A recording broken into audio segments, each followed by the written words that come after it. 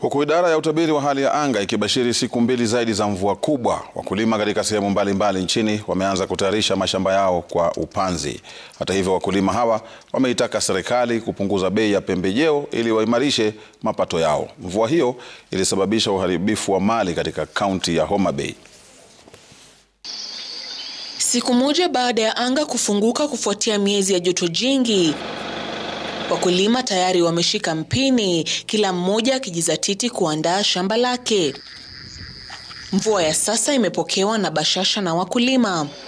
Hata hivyo, wametoa wito kwa serikali kupunguza bei ya pembejeo na kutafuta soko la mahindi. Hata usiku sijarara. Nilikuwa napiga nduru nitafika saa ngapi Pambazuke. Sasa ndio imefika salama, tumepata mbegu, kesho nataka kuweka hiyo mbegu chini. Sisi tukiomba kwamba hata serious pekee wapatiwe pesa ya kununua mahindi yetu kwa shilingi 5,000, wanasema hawana pesa.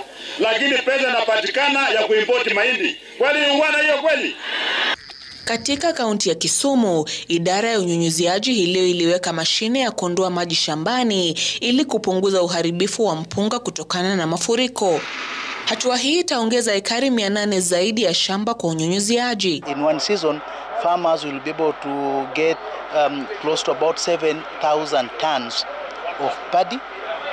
That means in 2 seasons, we are able to get about 14,000 tons of paddy. Bei ya mchele imerudi chini na wakulima ile pesa wana spend kwa eka moja inakuwa juu. Sasa tunaomba serikali kama tunaweza kupata pesa ama tunaweza kupata soko kwa National Traders Corporation ama from Lake Basin wakuje wanunue mchele from the farmers. Hata hivyo, upepo mkali ulioambatana na mvua uling'oa paa ya majumba na madarasa katika eneo la Suba, kaunti ya Homa Bay. Zaidi ya wanafunzi 100 kutoka shule walisomea chini ya miti, huku vitabu vya thamani isiyojulikana vikiloa maji kutokana na mvua ya Jumapili usiku. Huku serikali ikiendelea kuimarisha miundombinu ya unyunyiziaji, wakulima wanataka soko zaidi ili wapate bei bora kwa zao lao. Laura Otieno, Runinga ya Citizen. Taarifa